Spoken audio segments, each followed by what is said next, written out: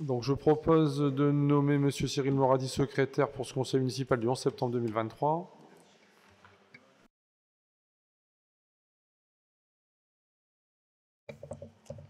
Merci, monsieur le maire. Pierre-Michel Bernard.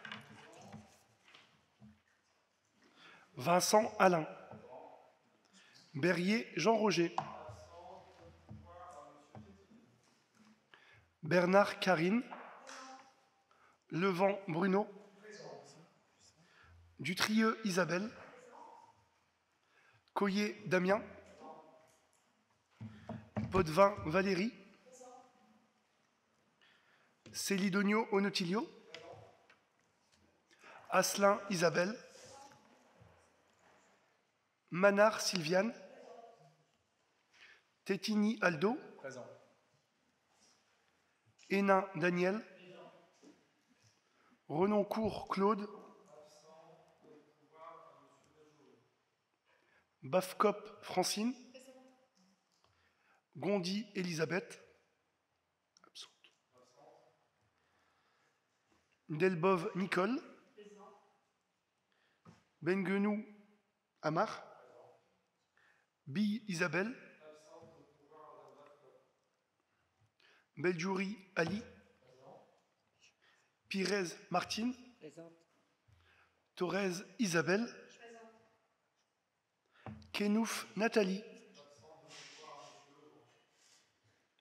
Messager Patrick. De Gog Cédric. Gandao Régis. Choquet Christine.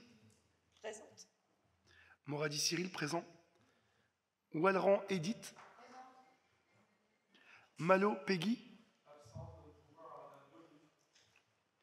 Jamjam Hamid. Dolik Virginie. Ladrier Dimitri.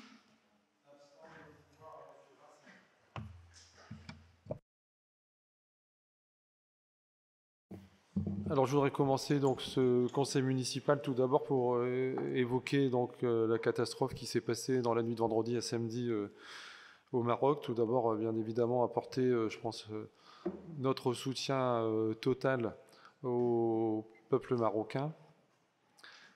Signaler également qu'il y aura donc une discussion au prochain conseil d'administration du CCS pour apporter donc une aide financière au peuple marocain, et également, dont j'ai déjà pris contact éventuellement avec des structures locales pour voir si nos habitants sont intéressés pour donner des dons.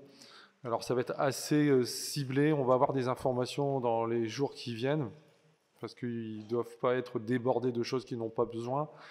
Donc il y a un contact avec la mosquée de Beuvrages, puisqu'il y aura donc des camions qui vont être affrétés et vont partir directement avec les matériels les plus importants. Donc j'ai eu donc un des responsables de la mosquée de Beuvrages. Nous aurons des informations au plus tôt vendredi, parce qu'ils vont avoir un conseil d'administration pour organiser la logistique, parce qu'il faut tout préparer, et a priori, ils auront surtout besoin, donc, les pharmacies, l'État, enfin, déjà différents organismes apportent des soutiens, mais ça va être surtout, puisque c'est dans l'Atlas où il y a les plus gros dégâts avec des villages qui ont complètement quasiment disparu, et pour les survivants, ça va être surtout des couvertures, des vêtements chauds, enfin, des choses comme ça qui risquent d'avoir sac de couchage, tente, parce qu'effectivement... il va falloir tout reconstruire, et c'est parti quand même pour durer quelques temps, et puis accéder aussi sur ces sites qui sont encore difficilement accessibles par rapport aux grandes villes, au Marrakech par exemple, où il y a aussi des dégâts importants à la Médina, mais c'est vrai que c'est surtout donc en Atlas où c'est le plus problématique. Donc voilà, des informations complémentaires seront donc mises sur le site de la ville, en sachant que ça transitera via le CCAS, et qu'on leur dira les heures d'ouverture où on peut amener les différents dons possibles, mais ça va être listé, on aura des listes précises pour pas non plus que se retrouvent avec, par exemple, des meubles qui n'auront pas besoin et qui se retrouvent à stocker des choses qui ne seront pas envoyées, comme on a eu, nous, lorsqu'il y a eu la guerre en Ukraine. On a réceptionné beaucoup de choses, et puis il y a des choses qui, de toute façon, n'ont pas pu partir pour différentes raisons. Donc voilà, je voulais d'abord communiquer en premier lieu, avant de conseiller le conseil municipal, sur cette catastrophe et réitérer tout notre soutien au peuple marocain. La deuxième, c'était aussi, bon, on attaque par les mauvaises nouvelles, on va dire, je voulais quand même évoquer lors du conseil municipal le décès d'un collaborateur, quelqu'un qui est resté 40 ans à la ville d'Anzin. Il est décédé au mois de juillet, il n'y a plus de conseil municipal depuis, donc je voulais aussi que l'on ait une pensée donc, à Frédéric Sochat qui nous a quittés très très rapidement le 16 juillet, était responsable du service habitat, aménagement foncier et urbanisme de la ville, et je ne pouvais faire ce conseil sans évoquer sa mémoire. On va partir sur des sujets un peu plus gais que ce que je viens d'évoquer, puisque c'est le conservatoire. On a un nouveau directeur du conservatoire de musique. C'est Frédéric Vandeput. On avait donc évoqué, je pense, le sujet en annonçant qu'il allait le devenir. Ça y est, c'est officialisé. Donc, je vais laisser se présenter, même si beaucoup de gens le connaissent, puisqu'il est au conservatoire d'Anzin depuis de nombreuses années, mais il avait aussi d'autres fonctions sur d'autres communes. Donc je vais laisser en soin à Frédéric d'évoquer d'où il vient, et puis aussi s'il a déjà des idées sur le conservatoire. De toute façon, il déborde d'idées, donc ça, on n'aura pas de problème. Donc je vais te laisser la parole. Bonsoir à toutes et tous. Je suis ravi et enchanté d'être parmi vous. Donc effectivement, je suis une nouvelle tête sans être une nouvelle tête, puisque je suis un enfant d'Anzin, voilà, tout simplement, je ne peux pas dire mieux. J'ai grandi à l'esprit Carreau, entre autres avec mes grands-parents, mes parents, bien sûr. Et j'ai été élève au conservatoire d'Anzin, j'ai été professeur au conservatoire d'Anzin, et me félicite donc à la tête de ce magnifique établissement depuis le 1er septembre, avec des idées par la tête, avec des nouveaux projets, notamment la mise en place d'un parc de découverte instrumentale qui va démarrer cette semaine, avec la création d'un orchestre symphonique second cycle qui va démarrer cette semaine également, avec plusieurs projets qu'on va vous faire découvrir au fur et à mesure, parce que si je parle trop sans micro, ça va fonctionner, et il ne faut pas me faire un micro sinon je parle trop longtemps. Voilà, donc en tout cas merci beaucoup pour cet accueil, et puis j'espère qu'on aura l'occasion de se croiser régulièrement et puis de faire de beaux projets ensemble au sein du conservatoire. Merci. Merci, monsieur Vandeput. En tout cas, bon, bienvenue en tant que directeur, hein, parce que c'est pas bienvenue à la ville d'Anzin, il est ici depuis tellement d'années. Et bon, j'espère en tout cas que tout se passera pour le mieux. Bon, j'ai pas trop de doutes, hein, parce que bon, Frédéric, ça fait vraiment de nombreuses années qu'on se connaît, qu'on se croise. Je sais qu'il est apprécié déjà par l'ensemble des enseignants et donc de ses collègues qui sont au conservatoire, et puis aussi par les parents qui le côtoient depuis de nombreuses années. Ensuite, on va évoquer le fait qu'on ait obtenu une subvention dans le cadre du Fonds vert Programmation 2023, puisqu'on a eu un peu plus de 200 000 € dans le cadre de la rénovation de l'éclairage public. Donc ça, c'était plutôt une bonne nouvelle financière. J'aime bien maintenant faire effectivement un listing. Alors là, je ne vais pas tout citer parce qu'il y a tellement de choses. Un listing des manifestations à venir entre ce conseil-ci et le prochain conseil municipal qui aura lieu donc au mois de novembre. On va me redonner la date exacte parce que je vais pouvoir noter. Le prochain conseil, c'est... On vous le redit tout de suite après. De toute façon, c'est le mois de novembre avec le rapport de dotation budgétaire. 20 novembre. Donc, les manifestations, je vais en lister quelques-unes. Donc, avant, je pense qu'il doit y avoir... voilà, il y a les journées de lutte contre l'illettrisme, et on a donc un temps fort ce mercredi à la médiathèque, mercredi après-midi. Le World Cleanup Day, ça fait quelques années maintenant que l'on met en place, donc c'est samedi matin de 9h à 12h, rendez-vous notamment au niveau de la place d'Anzin. L'après-midi, ce qu'on appelle le Run 2K, même chose, depuis quelques années, c'est mis en place en partenariat avec la Fédération française d'athlétisme au complexe Michel Bernard à partir de 14h30. Il devrait faire normalement un peu moins chaud que samedi dernier, donc c'est un peu plus praticable pour aller faire une activité physique, parce que là, c'est vrai que pour le forum des assos, sincèrement, c'était quand même très compliqué et il fallait avoir du courage pour sortir, quoi. Donc c'est vrai qu'il y a eu une fréquentation un petit peu moins nombreuse, mais j'espère que les assos ont réussi à recruter quelques nouveaux adhérents. Les journées du patrimoine, alors là, il y a plein d'actions qui sont menées. Vendredi 15, c'est le bus des souvenirs. Le samedi 16, visite guidée de la médiathèque. Le dimanche 17, une visite guidée de la mairie et une projection sur Jacques Trovic à la médiathèque. Et du 5 septembre au 4 octobre, il va y avoir venez fêter le patrimoine anzinois à travers des œuvres d'artistes ou des environs exceptionnellement prêtées par divers musées à la médiathèque également. Cérémonie d'hommage au harki le lundi 25 septembre. Un élément aussi, c'était un projet phare de ce mandat, l'inauguration de la ferme urbaine, qui aura lieu donc le vendredi 29 septembre à partir de 15h, avec toute une après-midi, avec différentes animations qui vous seront proposées. J'espère que vous retrouvez nombreux. Un petit mot, parce que c'est au profit du Téléthon, donc c'est vrai que c'est une cause qui nous est chère. Il y a une organisation d'un repas bavarois le 14 octobre à la salle des fêtes et un thé dansant le 28 octobre. Rappelez, septembre arrive, il y a les banquets d'automne pour nos seniors dimanche 24 et dimanche 8 octobre à la salle des fêtes.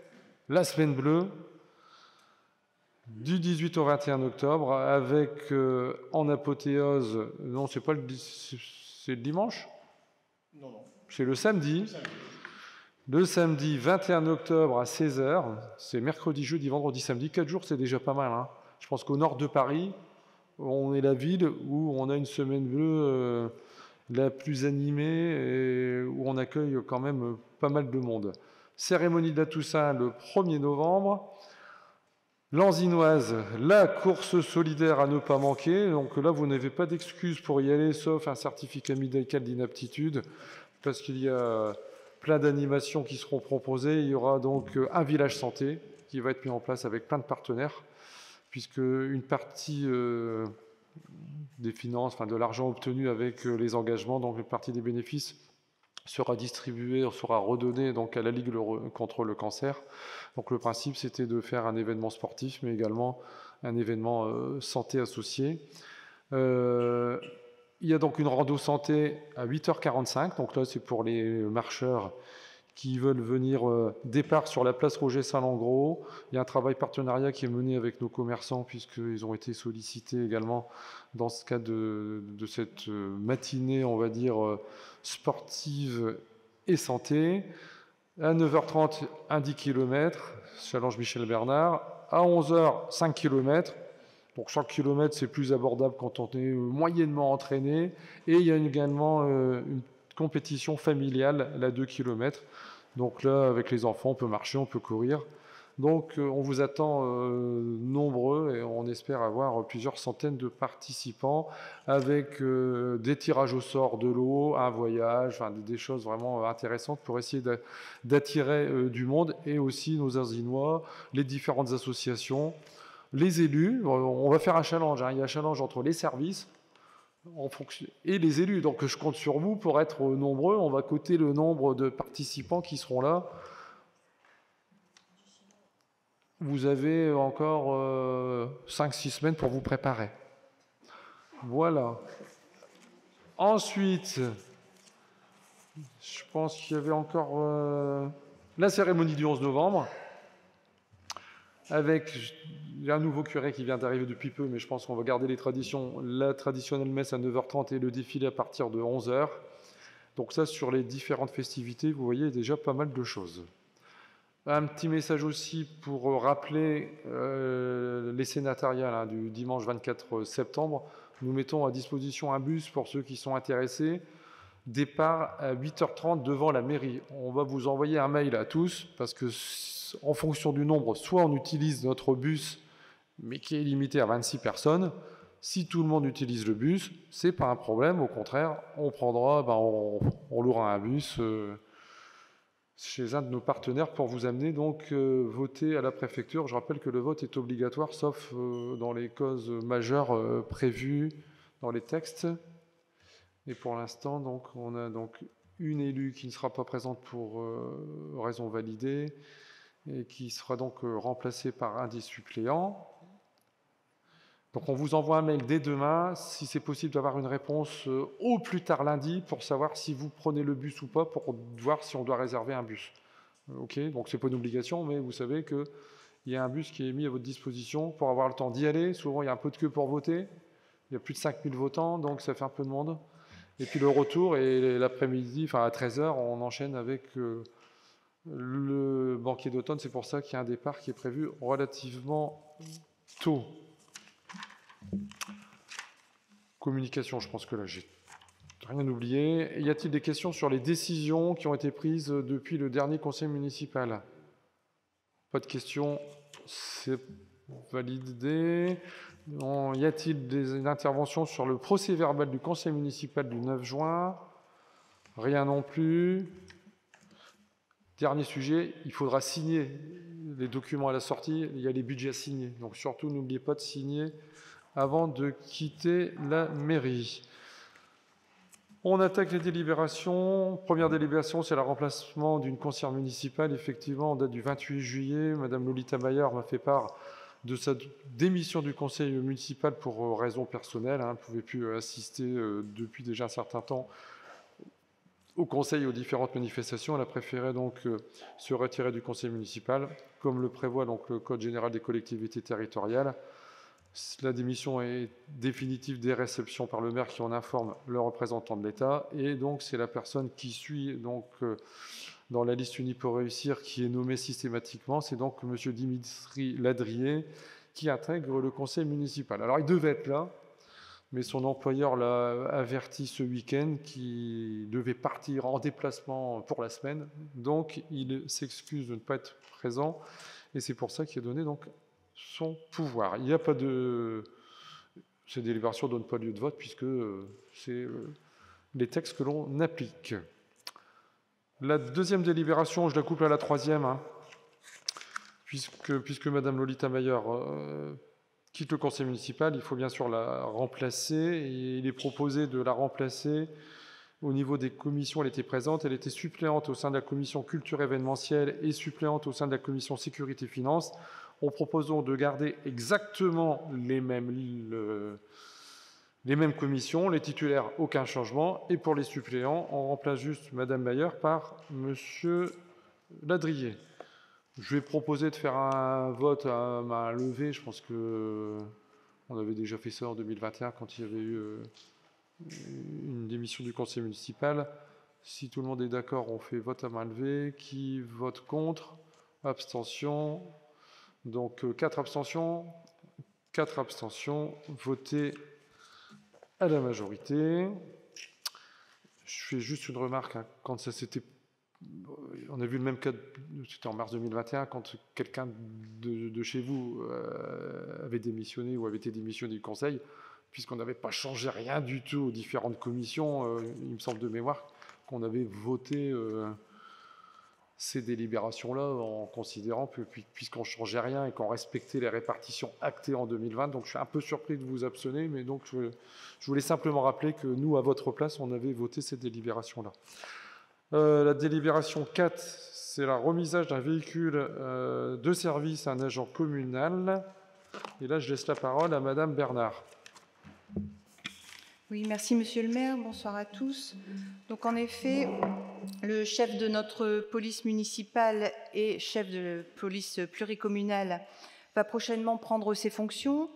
Et dans l'exercice de ses missions, il utilisera de manière régulière un véhicule de service qui sera donc mis à sa disposition.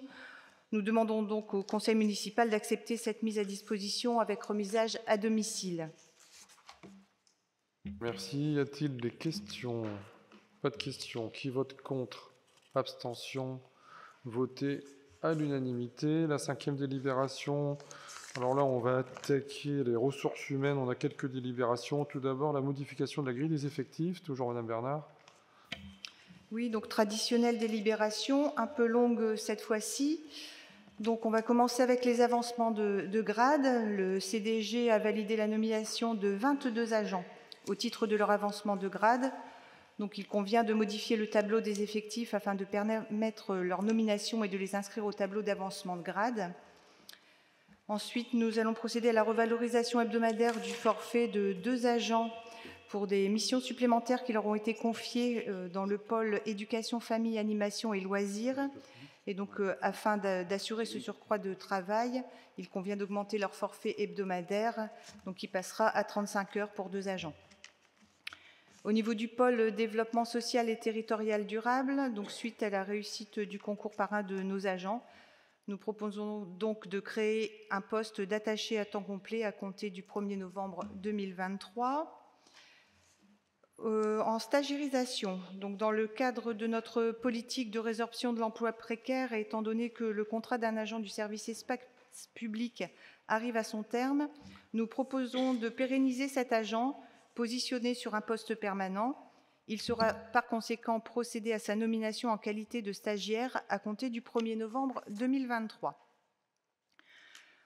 En ce qui concerne le pôle développement social et territorial durable, la directrice du pôle a quitté son poste. Il convient donc de procéder à son remplacement. L'agent recruté aura pour mission principale la direction, le pilotage et l'animation du pôle. Dans ce domaine, il s'agira de mettre en œuvre les orientations de la municipalité en matière de politique de la ville, de gestion urbaine de proximité et de démocratie participative. Sur un mode partenarial, il assurera le pilotage, la contractualisation des différents projets du pôle. Donc cet emploi, pour information, est ouvert au recrutement pour la filière administrative catégorie A, dans le cadre d'emploi des attachés et pour un poste à temps complet. Alors peut-être que, Monsieur le maire, si vous le permettez, on peut coupler à ce vote la délibération numéro 11 qui fait donc référence à ce recrutement, pour lequel, si nous ne trouvons pas de titulaire, nous recruterons un contractuel. Donc dans ce cas, ce serait un CDD de 3 ans, renouvelable une fois, si on n'a toujours pas de fonctionnaire pour ce poste. En restauration, un agent du service restauration a fait valoir ses droits à la retraite. Donc son remplacement s'avère donc nécessaire. Les missions exercées seront la préparation des repas, le contrôle des préparations et le respect des règles d'hygiène et de sécurité. L'emploi est ouvert au recrutement pour la filière technique de catégorie C, le cadre d'emploi des agents de maîtrise, grade d'agent de maîtrise pour un poste à temps complet. De même, ce recrutement fait également référence à la délibération numéro 9, qui donc porte sur le recrutement d'un contractuel si nous ne trouvons pas de titulaire pour ce poste. Et pareil, dans ce cas, ce sera un CDD de 3 ans renouvelable une fois si nous n'avons toujours pas de fonctionnaire sur le poste. À la médiathèque, donc suite au départ pour mutation d'un agent de la médiathèque, son remplacement s'avère nécessaire. Je vous rappelle les missions principales, donc participer au circuit du document, participer au fonctionnement de la médiathèque avec l'accueil du public, les animations, surtout secteur petite enfance, la mise en valeur des collections, un emploi ouvert au recrutement pour la filière culture, catégorie C, dans le cadre d'emploi des adjoints du patrimoine pour un poste à temps complet. Au niveau des modes de garde, donc pareil, suite au départ pour mutation d'un agent de la crèche, nous devons procéder à son remplacement avec pour mission d'assurer un accueil et un accompagnement bienveillant de l'enfant et de sa famille et d'intégrer une équipe pluridisciplinaire de professionnels petite enfance, participer aux différentes tâches et à la dynamique de l'équipe. Un emploi ouvert au recrutement pour la filière animation catégorie C, cadre d'emploi des adjoints d'animation, grade d'adjoint d'animation, pour un poste à temps complet. Une régularisation de la grille des effectifs sera effectuée au Conseil suivant les recrutements définitifs. Merci. Donc pour rappel, on vote aussi pour la délibération numéro 9 et 11. Y a-t-il des questions? Rien de spécial. Donc on vote la délibération 5. On vote également pour la délibération, je crois que c'est 10 et 11. 9 et 11. Donc, 5, 9, 11. OK. Qui vote contre? Abstention. Voté à l'unanimité. La délibération 6, ça concerne les contrats d'apprentissage. Nous vous proposons de conclure pour la rentrée scolaire 2023 les contrats d'apprentissage suivants. Donc, un contrat pour les services ressources humaines pour un diplôme préparé, donc un bac+3 en chargé des ressources humaines pour une durée de 1 an, un contrat d'apprentissage pour le service finance, bac+3 licence comptabilité et paie pour une durée de 1 an, et un contrat pour le service espace public, un BP-AP jardinier paysagiste pour une formation de 1 à 2 ans. Donc, nous demandons d'autoriser Monsieur le maire à signer tout document relatif à ce dispositif, les contrats d'apprentissage, les conventions avec les établissements scolaires, etc. Y a-t-il des questions? Non. Enfin, juste, moi, je vais rappeler quand même que bon, toutes les collectivités territoriales aujourd'hui pâtissent du fait qu'il y a vraiment un manque de subventionnement au niveau du CNFPT pour les contrats d'apprentissage. Donc aujourd'hui, on est aidé financièrement sur un contrat. Un contrat d'apprentissage, on a une aide financière. Tous les autres, on n'a aucune aide. Donc on nous demande de prendre de plus en plus de jeunes en contrat d'apprentissage, et je pense que c'est une bonne chose parce que ça permet effectivement de les mettre, ils sont partie du cursus scolaire, on va dire, et une autre partie sur le terrain, sauf que dans le privé, quel que soit le nombre, il y a des aides possibles. Nous, on a les 2/3 de la vie qui sont en QPV, quelle que soit la taille de la commune et les critères sociaux que l'on a, on est tous logés à la même enseigne, parce que le fonds qui était acté à un moment donné n'a pas abondé, et ce qui fait qu'aujourd'hui, le CNFPT est en incapacité de nous aider plus que ça. Et il y a des négociations qui ont déjà été menées avec l'État pour augmenter cette manne financière. Et je tenais donc à signaler cet état de fait et rappeler qu'on déplore quand même le fait qu'on n'est quand même pas aidé sur cette possibilité de prendre nos jeunes en contrat d'apprentissage. Bon, après, il faut des tuteurs, il faut qu'on arrive à les suivre correctement, donc on ne peut pas en prendre non plus pléthore, mais signaler que ce serait bien qu'on ait quand même un petit coup de main complémentaire, quoi. Je pense que tout le monde sera d'accord. Qui vote contre? Abstention, voté à l'unanimité. On part sur la 7e délibération.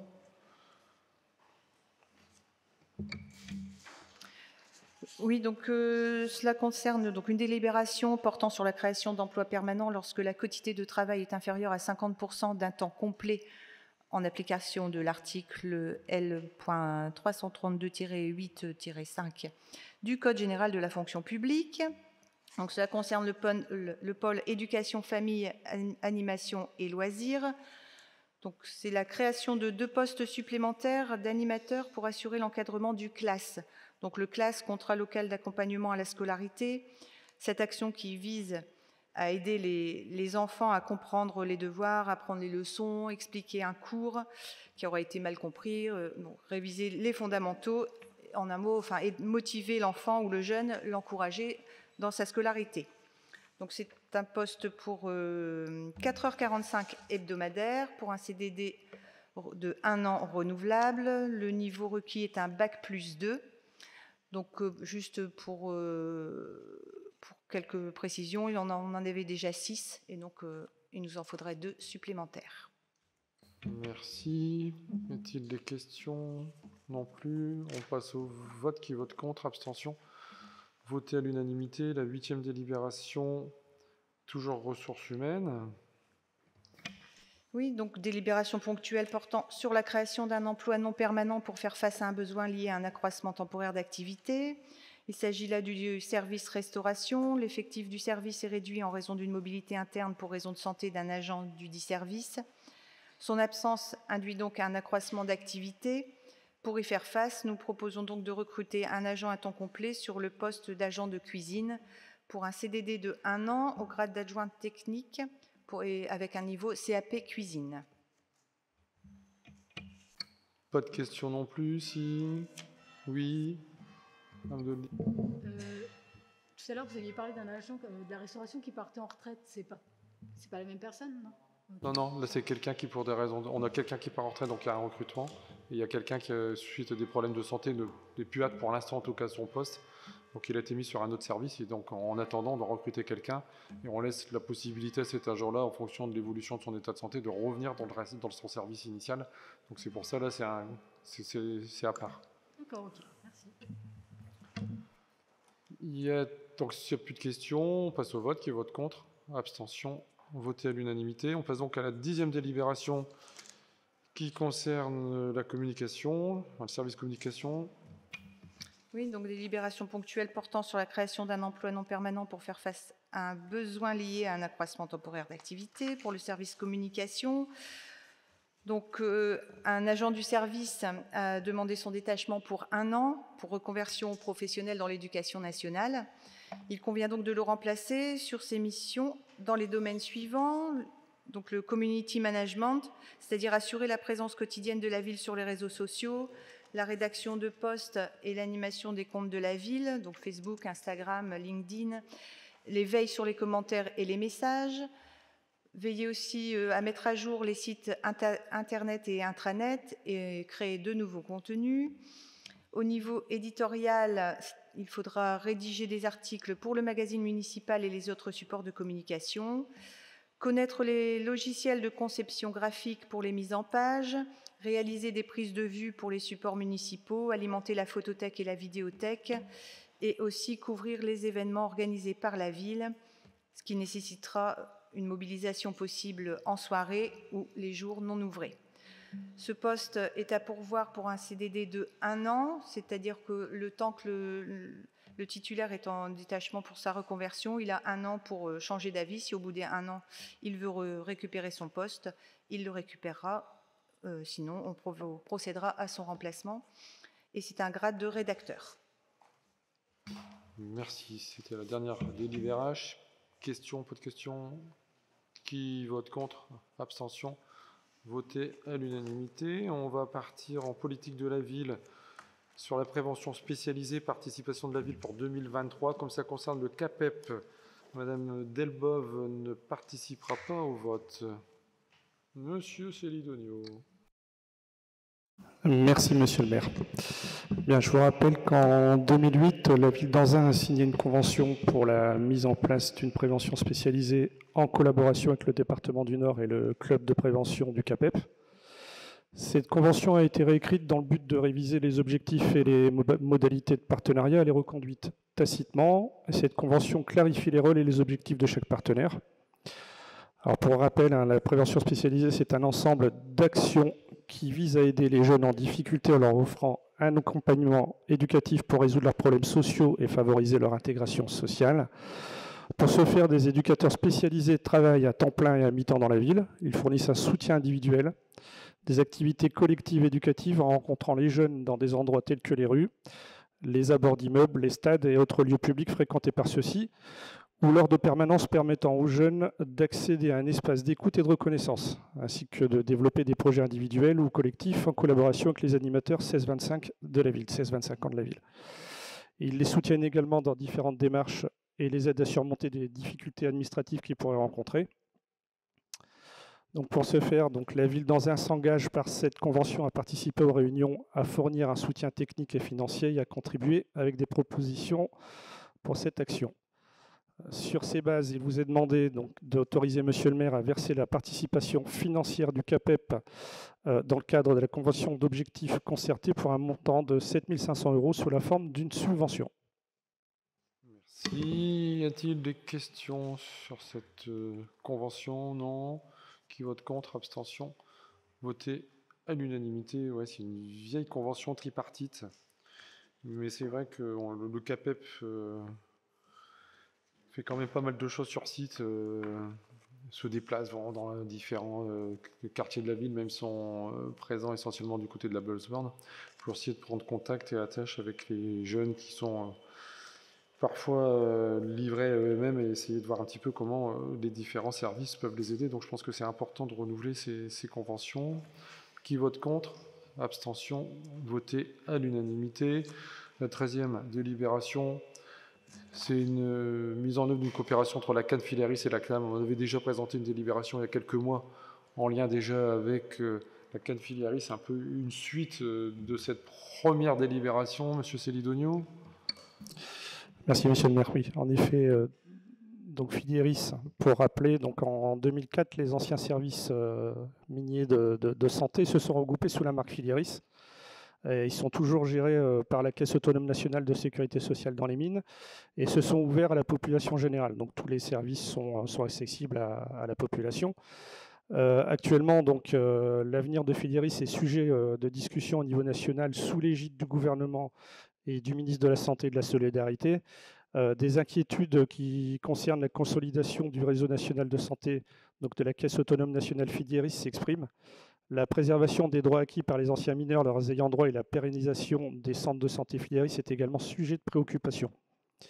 Pour appuyer à son maintien, son avenir, donc il convient de tenir compte de l'offre importante de santé en termes d'activités médicales, paramédicales et médico-sociales du réseau Cannes Filieris, qui est bénéfique pour nos territoires et en particulier pour les populations fragilisées, que ce soit par les centres de santé qui existent, donc chez nous par exemple le centre de santé à Anzin ou les dispensaires dans les différentes villes minières, les pharmacies, EHPAD ou soins à domicile, donc qui, je le rappelle, sont accessibles à tous et à toutes.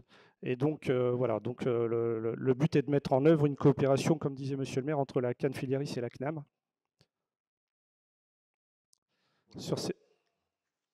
Je termine. Donc, sur ces bases, donc, il a demandé au conseil municipal de bien vouloir autoriser Monsieur le maire à interpeller solennellement le gouvernement afin qu'il décide d'engager toutes les conditions permettant de consolider et garantir l'unicité du système de l'offre de santé et de sécurité sociale Cannes Filieris, avec son maillage de proximité actif sur notre territoire, appuie fortement la mise en œuvre d'une coopération entre la Cannes Filieris et la CNAM dans un cadre de service public de santé au service de notre territoire, comme je l'ai dit précédemment, et accorde les financements solidaires indispensables permettant d'assurer la pérennité, le développement de ces missions, le recrutement indispensable des personnels et professionnels de santé, afin de contribuer à répondre aux besoins de nos populations. Oui, y a-t-il des questions? Qui vote contre? Abstention?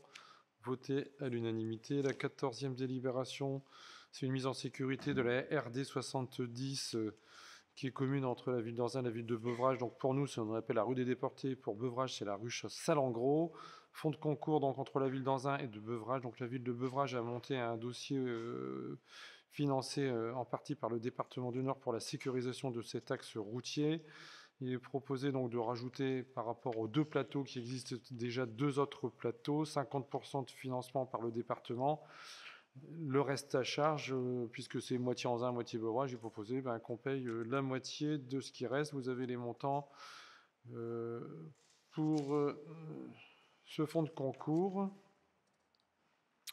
Y a-t-il des questions? Qui vote contre? Abstention? Voté à l'unanimité. La 15e délibération concerne le NPNRU. C'est une annexe au protocole de subvention dans le cadre du projet d'agriculture urbaine. Donc effectivement, on avait déjà donc, fait passer une délibération. Il y avait un protocole de subvention pour aider le CAPEB dans le cadre de la ferme urbaine. La somme qui devait être versée en 2022, puisque le projet a été un peu décalé, n'a pas été versée. Quand on a voulu le payer en 2023, le trésorier n'a pas voulu payer cette subvention, puisque ce n'était pas acté dans la convention qui avait été initiée initialement. Donc en fait, il faut qu'on fasse un annexe pour que les crédits de 2022 puissent être versés en 2023 et que ce qui était prévu en 2023 pourra être perçu également. Donc c'est une régularisation administrative qui porte sur les 11 571 €. C'est une délibération de juillet 2022. Je pense qu'il y a des questions? Non. Qui vote contre? Abstention? Voté à l'unanimité. La 16e délibération, ça concerne la révision de ce qu'on appelle du PLH, du programme local de l'habitat. Donc Valenciennes Métropole a engagé début 2022 la révision de son PLH afin de se doter de nouveaux objectifs pour la période 2024-2029. Donc bien évidemment, vous doutez bien qu'il y a eu un gros travail collectif qui a été mené avec toutes les collectivités, mais également les bailleurs et tous les organismes qui œuvrent pour le logement et aussi les associations, afin d'essayer de déjà partager le diagnostic et ensuite d'élaborer les axes stratégiques du futur PLH. Les orientations stratégiques suivantes constituent donc le fondement du programme d'action que Valenciennes Métropole développera en matière d'habitat dans les 6 prochaines années. Je ne vais pas tout relire, mais rééquilibrer l'offre locative sociale, diversifier l'offre de logement en accession sociale ou intermédiaire, lutter contre le développement de la vacance, c'était déjà un des objectifs, mais en augmentant encore les objectifs qui étaient fixés auparavant, améliorer la qualité du parc de logement social et privé, notamment thermique, en cohérence avec le plan climat et de la lutte contre le logement indigne, Et je rappelle que c'est vrai que sur cette lutte contre le logement indigne, on était vraiment la ville référente pour l'agglo quand il y avait les réunions. Le technicien qui était sollicité, c'était Frédéric Socha, qui menait cette lutte contre l'habitat indigne depuis de nombreuses années et connaissait bien tous les process. Et donc le cinquième grand objectif, c'est de garantir l'accès et le maintien au logement pour tous, en apportant une réponse adaptée notamment aux personnes âgées, handicapées et les jeunes, et mettre en œuvre le schéma départemental en faveur de l'accueil des gens du voyage. Donc sur les deux premières orientations, il y a donc une territorialisation qui a été mise en place avec 4 groupes de communes. Nous sommes dans le groupe 3, c'est-à-dire les communes où il convient de développer prioritairement une offre de diversification, notamment en accession sociale. Donc, dans le groupe 3, on a donc Anzin, Beuvrages, Bruay, Fresnes, Condé, Vieux-Condé, Tivancel, Marly, Onin, Quivrochin. C'est-à-dire que ce sont les communes où on a déjà quand même pas mal de logements sociaux. On n'est pas sur des taux majeurs qui feraient qu'on n'aurait plus du tout de mettre en place de logements sociaux, mais on demande de les limiter, donc avec un objectif qui est acté, et d'essayer de développer prioritairement une diversification en accession sociale. Donc tout ça a été donc acté, validé. Le présent POLH donc, a été arrêté en conseil communautaire le 27 juin 2023, et on avait 2 mois pour le valider en conseil. Sinon, c'est validé de façon systématique, il n'y a pas de passage en conseil municipal. Donc maintenant, cette délibération est proposée dans les 35 conseils municipaux et également au CIMOV en charge du SCOT. Il est donc proposé de valider le PLH 2024-2029 de Valenciennes Métropole. Y a-t-il des questions? Pas de questions. On passe au vote. Qui vote contre? Abstention. Voté à l'unanimité. La 17e délibération, c'est M. Coyer qui va la présenter, et je ne participerai pas au vote puisque ça concerne une convention entre le CIDEGAV, dont je suis président, et la ville d'Anzin. Donc, M. Coyer, et ce sera donc M. Vincent qui vous fera voter cette délibération. Merci, Monsieur le maire. Juste, vous avez vu, il y avait un mauvais copier-coller à la fin de la délibération. C'est bien place Constant Moyot et pas rue derrière les qu'il faut changer pour passer la délibération. Donc l'alimentation électrique des habitations actuellement aériennes fera partie des travaux d'effacement donc des réseaux à proximité de la nouvelle école Simone Veil. La ville a sollicité à cet effet l'intervention du CIDEGAV pour procéder aux travaux d'effacement des réseaux d'électricité. Le coût total de l'opération s'élève à 82 157 € et 28 centimes TTC. Conformément à la convention, donc, il est sollicité donc, la participation de la ville à hauteur de 13 692,88 € hors taxes. Et le reste, donc, c'est CIDEGAV.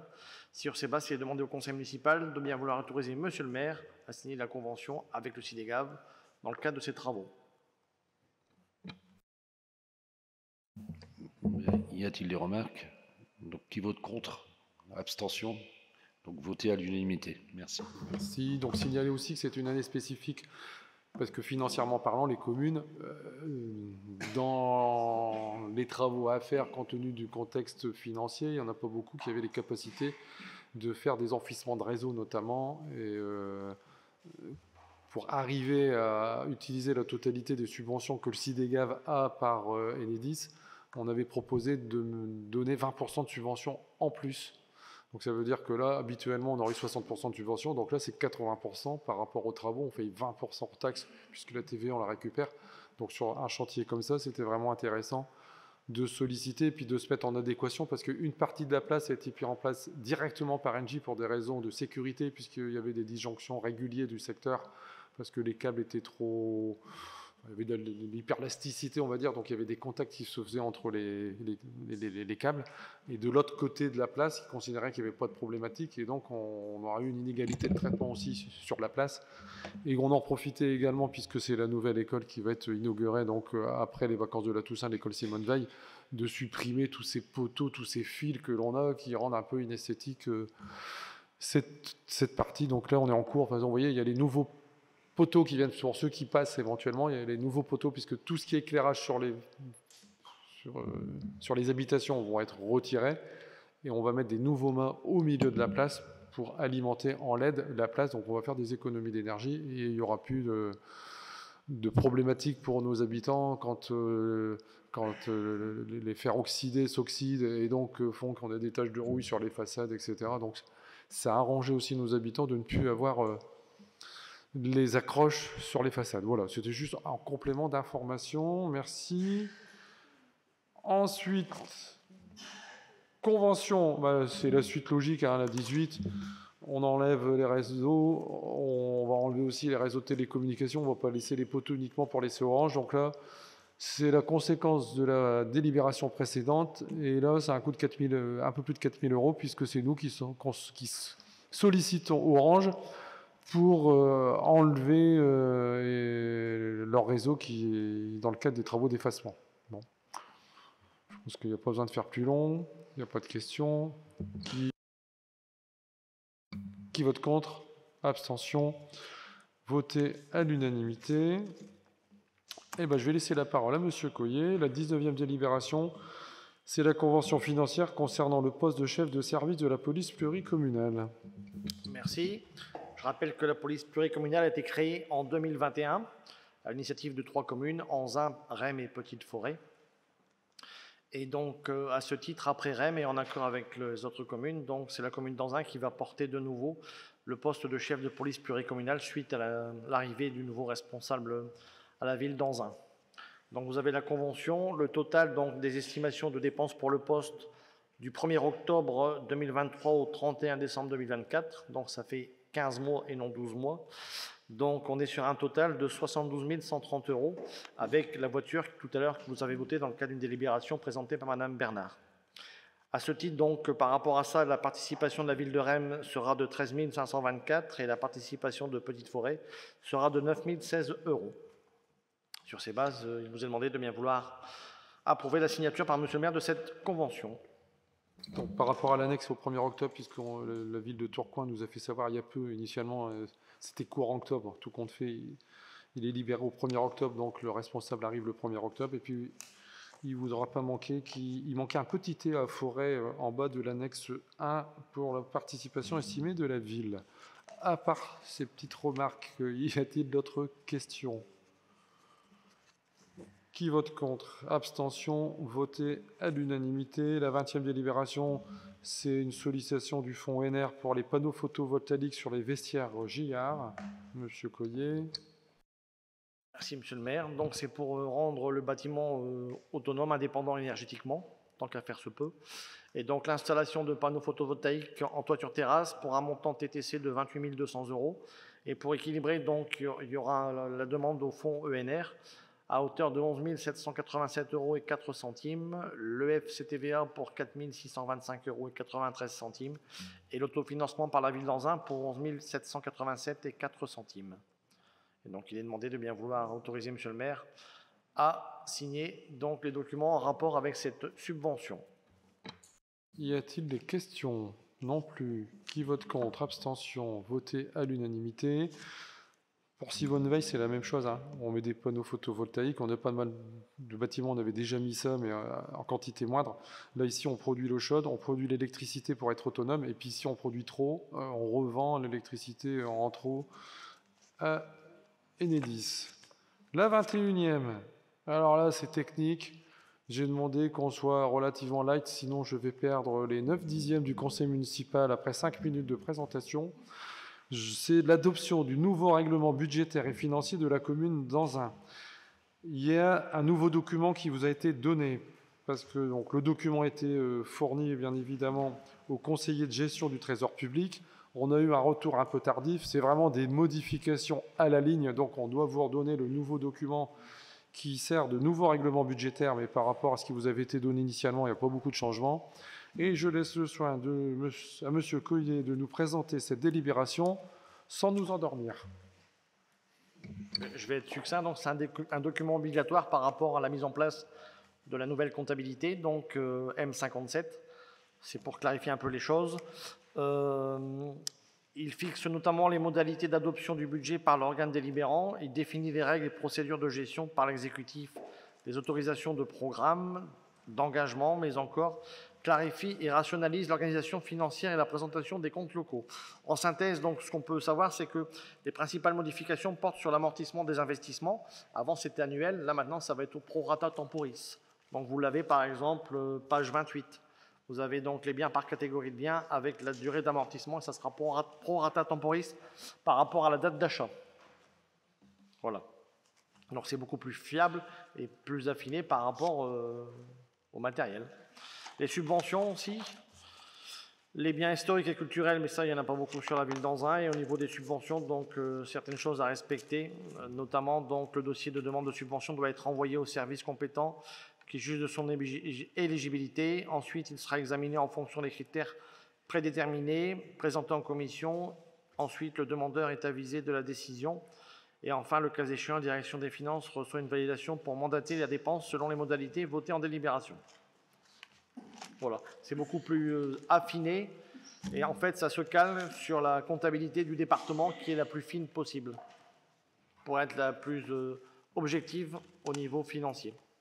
J'en ai fini, monsieur le Oui, ça peut permettre aussi, quand on fait une action, d'arriver à tout regrouper. Parce qu'avant, pour arriver à avoir le coût vraiment d'une action, quand il y a plusieurs services, et notamment aussi au niveau des frais de personnel, on avait parfois des difficultés à avoir vraiment l'idée du coût d'une action menée transversale, notamment lors des festivités où il y a de la cohésion sociale. Donc là, c'est vrai que ça permettra d'avoir une meilleure visibilité sur les coûts réels et de pouvoir réadapter éventuellement les fourchettes des subventions que l'on met en place. Ça, c'est un élément complémentaire. Moi, je tenais à remercier M. Hatif, parce que bon, il est arrivé depuis quelques mois à la ville d'Anzin. C'est vrai que c'est vraiment un gros chantier, puisqu'il faut prendre en main les nouveaux logiciels. Il faut expliquer à tous les services comment il va falloir retravailler avec ce nouveau logiciel. Je peux vous dire qu'il est rarement parti... Enfin, il n'est jamais parti... pour 17 heures. Généralement, donc je venais vraiment vous remercier, Monsieur Hatif, pour votre participation active, votre engagement pour notre collectivité territoriale. Bon, et j'espère franchement que d'ici quelques mois, vous pourrez partir un peu plus tôt. Parce que généralement, moi je pars, j'ai des horaires décalés, mais souvent il part en même temps que moi, il est 20 heures ou plus, quoi. Donc je voulais vraiment vous remercier pour vraiment le temps que vous passez. Parce que vous considérez que c'est votre mission et que vous mettez vraiment votre travail en priorité. Je tenais vraiment vous féliciter. Et puis vous arrivez à faire bien comprendre, passer le message, comment il faut arriver à fonctionner avec les nouveaux logiciels. Et donc c'est vrai que pour les services, c'est important d'avoir quelqu'un qui explique bien comment cela va se passer et essayer de dédramatiser la situation. Parce que quand on arrive dans les services et qu'on leur annonce on va tout changer, ça peut un peu crisper tout le monde. Donc, bravo à vous. La délibération, je ne sais plus si je l'ai fait voter ou pas, mais je ne pense pas. Donc, on l'a fait voter. Qui vote contre? Abstention. Il est demandé d'approuver le règlement. Tout le monde est d'accord. De toute façon, c'est une obligation légale. On attaque la dernière délibération. Budget ville, c'est la décision modificative numéro 2. Bon, les chiffres ne sont pas énormes, 284 500 en investissement et 391 786 en fonctionnement. Monsieur Coyer va vous évoquer les points les plus importants. Oui, donc je vais vous les donner un peu dans le détail. En investissement, en dépenses réelles nouvelles, il y a le cimetière pour 10 000 €, c'est le nouveau columbarium. Des dépenses dans les bâtiments publics pour 40 000 €, l'installation de voirie pour 23 000 €, du matériel de transport, donc c'est l'achat du véhicule AMI électrique pour 8 000 €. Qu'est-ce qu'on peut dire d'autre? Immobilisation corporelle 2 200 € et enfin construction pour 300 000 €.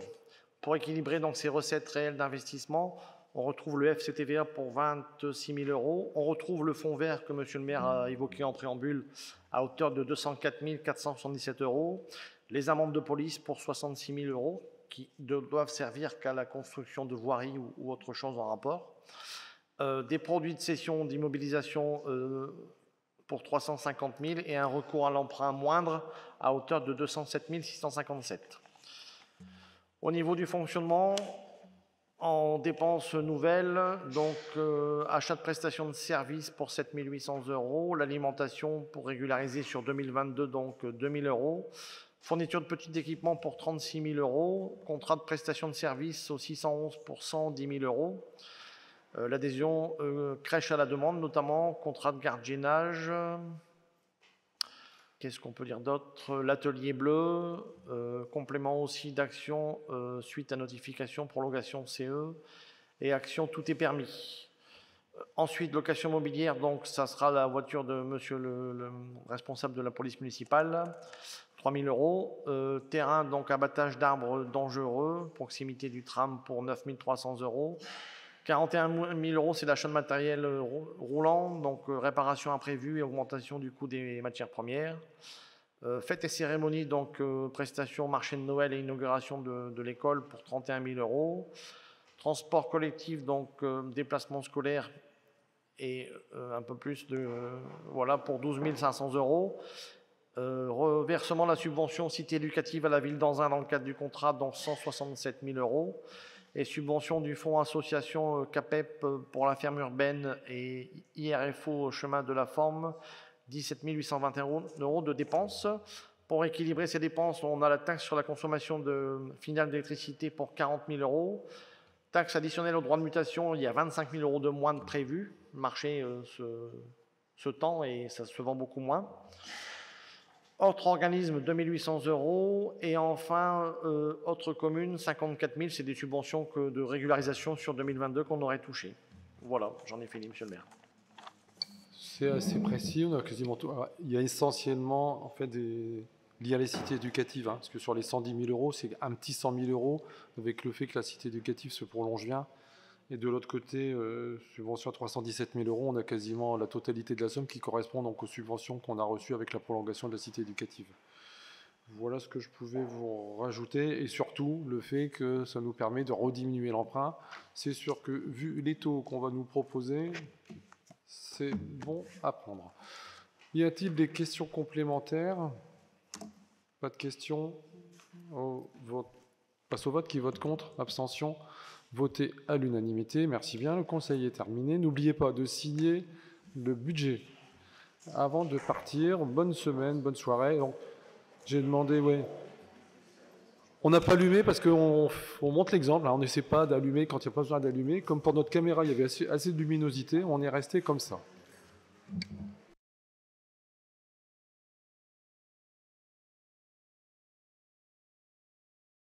Donc, sauf changement de dernière minute, je rappelle, le 20 novembre, le prochain conseil municipal, et celui d'après, ce sera donc au mois de décembre.